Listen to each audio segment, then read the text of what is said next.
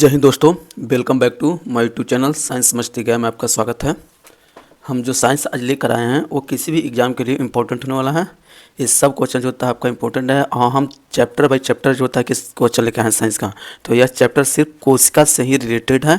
और मात्र जो होता है हम 3 मिनट के अंदर जो होता है 10 क्वेश्चन को सोल्व करेंगे।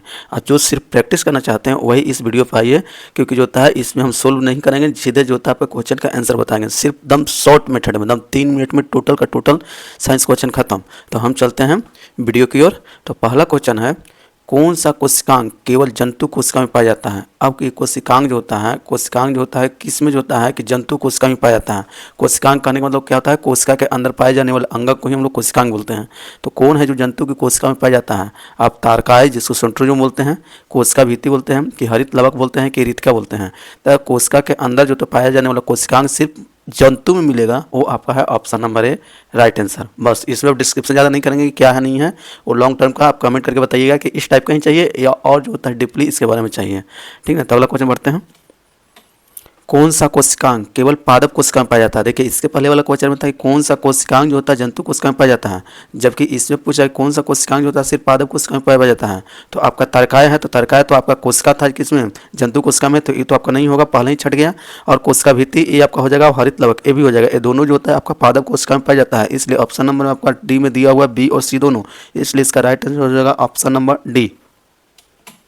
कोशिका का नियंत्रण कौन सा है, माइटोकॉन्ड्रिया है, कि राइबोसोम है, कि केंद्रक है, कि गोल्गी काय है। आपका एक कोशिका है, कोशिका का जो होता है नियंत्रण बीच में होता है, जिसको हम लोग न्यूक्लियस केंद्रक बोलते हैं। तो राइट आंसर कौन हो जाएगा, ऑप्शन नंबर सी।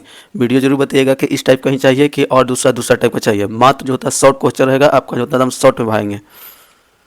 डीएनए किस रूप में मौजूद होता है। डीएनए जिसको हम लोग DNA deoxyribonucleic acid बोलते हैं, इसमें जो होता है किस रूप में पाता है, क्रोमेटिन में पाया जाता है, कि क्रोमोसोम में पाया जाता है, कि दोनों में पाया जाता है, कि किसी में नहीं पाया जाता है। तो डीएनए जो होता है दोनों रूप में पाया जाता है, आपको क्रोमेटिन में भी मिलेगा और क्रोमोसोम में मिलेगा, इसलिए इसका राइट आंसर हो जाएगा ऑप्शन नंबर सी, दोनों।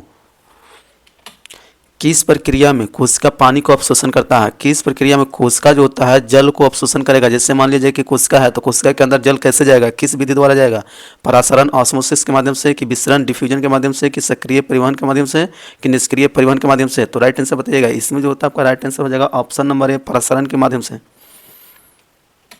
आरएनए कहाँ पाया जाता है। अभी देखिए पहले इसके पहले हम लोग आए थे डीएनए, अभी आ रहा है आरएनए। क्या है आपका यहाँ पे आरएनए। आरएनए का फुल फॉर्म होता है राइबो न्यूक्लिक एसिड। तो इसको कहाँ पाया जाता है, आपका केंद्रक में पाया जाता है, कि कोशिका द्रव में पाया जाता है, कि राइबोसोम में पाया जाता है, कि उपयुक्त सभी पाया जाता है।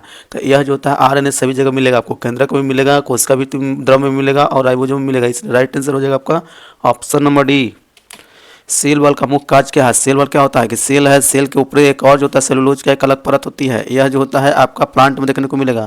तो इसका मुख्य कार्य क्या होता है, कोशिका को सुरक्षा और समर्थन प्रदान करना, कि प्रोटीन का संश्लेषण करना, कि ऊर्जा का उत्पादन, कि अपशिष्ट का निपटारा।